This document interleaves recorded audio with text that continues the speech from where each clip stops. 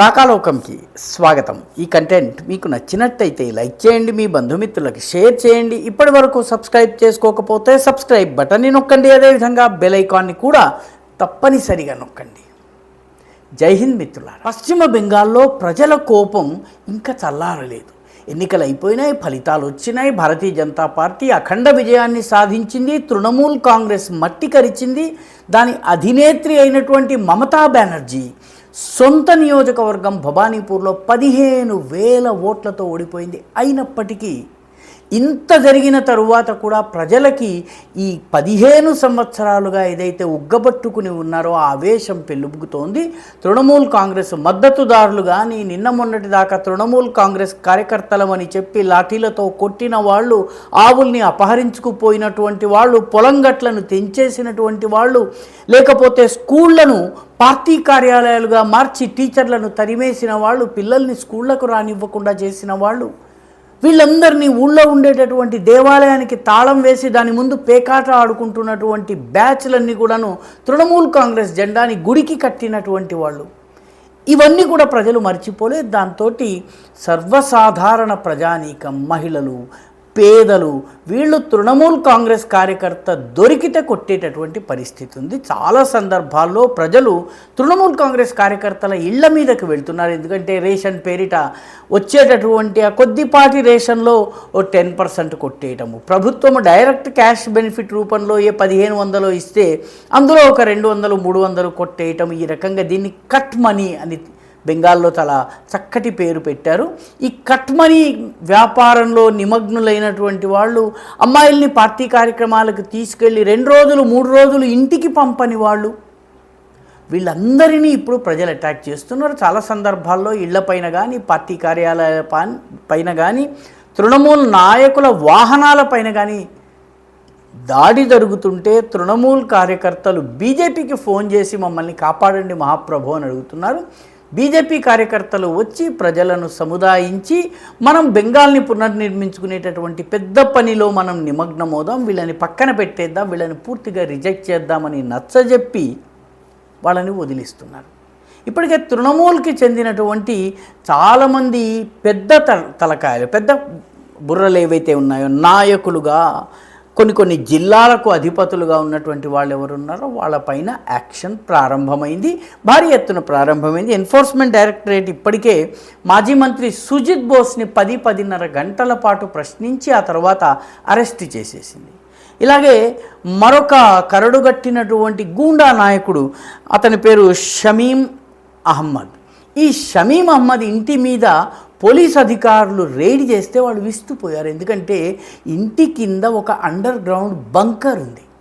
Under ground bunker నిండా ఆయుధాలు ఉన్నాయి, రకరకాల ఈవీఎంలు, దొంగ ఈవీఎంలు ఉన్నాయి, మిగతా అనేక సామగ్రి దొరికింది, డబ్బు దొరికింది.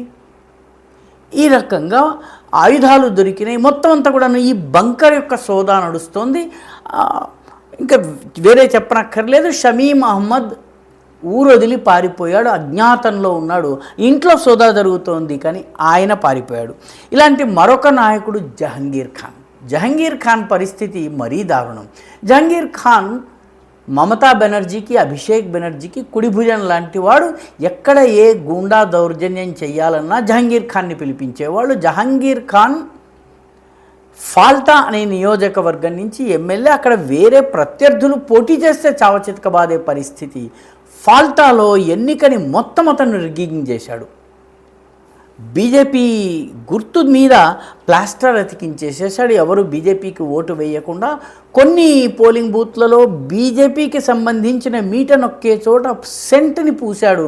ఎవరైనా బీజేపీకి నొక్కితే బయటకు వచ్చాక వాళ్ళ వేలు వాసన చూసి వాళ్ళు బీజేపీకి వేశారా లేదా అని తెలుసుకోవడం కోసం ఈ స్థాయిలో మొత్తం అసెంబ్లీ నియోజకవర్గాన్ని రిగ్గింగ్ చేసి మొత్తం గెలవాలని చెప్పి అతను ప్రయత్నించాడు. ఎన్నికల సంఘం దాదాపు 66 బూత్లలో పోలింగ్ యొక్క లైవ్ స్ట్రీమింగ్ ఆగిపోవడాన్ని గమనించి మొత్తం ఎన్నికని రద్దు చేయలేదు, కౌంటర్ మ్యాండ్ చేయలేదు, ఎన్నికని పోస్ట్ పోన్ చేసింది. ఈ ఎన్నిక తరువాత జరుగుతుందని జహంగీర్ ఖాన్ ప్రస్తుతం ప్రచారం చేయడానికి రావడం లేదు.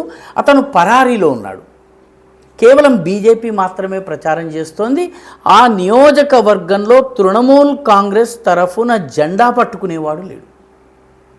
తృణమూల్ కాంగ్రెస్ తన ఇంటి మీద తృణమూల్ కాంగ్రెస్ గోడ మీద రాతలుంటే దానికి సున్నం పూసేసి ఆ గుర్తు కనపడకుండా ప్రజలు చేస్తున్నారు. ఇది జహంగీర్ ఖాన్ పరిస్థితి. ఈ రకంగా చాలామంది మేధావులు కూడా, ముఖ్యంగా గర్గ్ చాటర్జీ అని ఒక ఆయన ఉన్నాడు. ఆయన మేధావిగా ఉంటాడు, భద్రలో కంటే చాలా ఉన్నత స్థాయి వ్యక్తిగా చలామణి అవుతుంటాడు. బంగ్లా పక్షో అంటే బంగ్లా పక్షము అని అర్థము. ఒక పేపర్ని నడిపిస్తాడు. దీనిలో ఈవీఎంలకు వ్యతిరేకంగా చాలా భయంకరమైన దుష్ప్రచారం చేసిన వ్యక్తి. అతనింటికి పోలీసులు వెళ్ళారు. పోలీసులు వెళితే అతను బాత్రూంలో దాక్కున్నాడు. బాత్రూమ్ని తెరిచేందుకు ప్రయత్నిస్తుంటే బాత్రూంలో ఆడవాళ్ళు ఉన్నారు, వెళ్ళకూడదంటే చివరికి ఆడ పోలీసులు బాత్రూమ్ తలుపు బలవంతంగా తెరిపిస్తే బుర్ఖాలో ఉన్నటువంటి ఒక మహిళ బయటపడింది. ఆ బుర్ఖాలో ఉన్న మహిళ యొక్క బుర్ఖా తీసి చూస్తే ఈ బంగ్లా పక్క సంపాదకుడైనటువంటి గర్గ్ చటర్జీ ఉన్నాడు. ఈ గర్గ్ చటర్జీ ప్రస్తుతం అరెస్ట్ అయ్యాడు. బుర్ఖా వేసుకుని తప్పించుకుని, ఆడవాళ్ళ వేషం వేసుకుని తప్పించుకునే ప్రయత్నం చేస్తూ దొరికిపోయాడు ఈ తృణమూల్కి సంబంధించినటువంటి ఇంటలెక్చువల్ నాయకుడు. అదేవిధంగా మరొక ప్రధాన నాయకుడు కునాల్ ఘోష్. ఈ కునాల్ ఘోష్కి ప్రతిదిన్ అనే ఒక పత్రిక ఉంది, దానికి ఆయన కన్సల్టెంట్. ఈ కునాల్ ఘోష్ రాజ్యసభ సభ్యుడు కూడా. ఈయన కూడా తప్పించుకుని తిరుగుతున్నాడు. ఈయన ప్రతిదిన్లో ప్రతిరోజు మోదీ పైన బంగ్లాదేశీలను అరికట్టాలని అన్న వాళ్ళపైన విషవమనం చేస్తుండేవాడు, విషాన్ని వాంతి చేసుకుంటూ ఉండేవాడు. ఇప్పుడు ఆయన తప్పించుకుని తిరుగుతున్నాడు. కాబట్టి పెద్ద తలకాయలు ఇటు క్యాడర్ బయటకు వస్తే వాళ్లను ప్రజలు వాళ్ళకి సరైనటువంటి మందిచ్చి పంపిస్తున్నారు.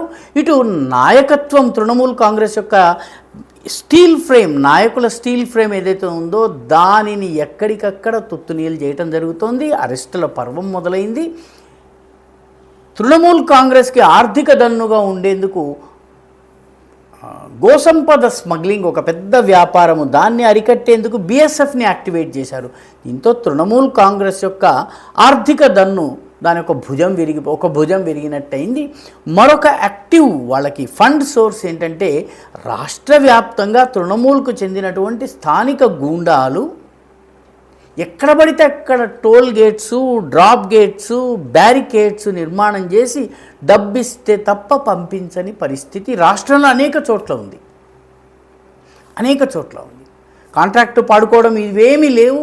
ఇష్టారాజ్యంగా బ్యారికేడ్స్ పెట్టేయటము, లేకపోతే టోల్ గేట్స్ పెట్టడము, వసూలు చేసిన దానిలో కొంచెం తాము తీసుకుని కొంచెం పార్టీ ఫండ్కి ఇవ్వడము, ఇది ఒక వ్యవస్థగా జరిగింది మమతా బెనర్జీ కాలంలో. శుభేందు అధికారి అధికారంలోకి వచ్చిన తరువాత ఈ అక్రమ టోల్ గేట్స్ కానీ, బ్యారికేడ్స్ కానీ, డ్రాప్ గేట్స్ కానీ ఏవైతే ఉన్నాయో వీటన్నిటినీ తొలగించాలని ఆదేశం జారీ చేశారు. చీఫ్ సెక్రటరీ ఆయన పేరు మనోజ్ కుమార్ అగర్వాల్, ఆయన ఈ మేరకు ఆదేశాలు జారీ చేశారు. 15వ తారీఖు లోపల ఇటువంటి illegal barricades, drop gates, toll gates ఏవైతే ఉన్నాయో ఇల్లీగల్ టోల్ గేట్స్ మొత్తము జాబితా ప్రభుత్వం దగ్గరికి రావాలి, వీటిని మూసేయాలి.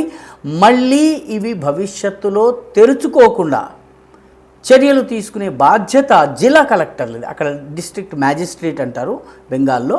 జిల్లా కలెక్టర్లకి ఈ బాధ్యతను అప్పగించడం జరిగింది. మళ్ళీ ఈ టోల్ గేట్స్ రావడానికి వీల్లేదని చెప్పారు.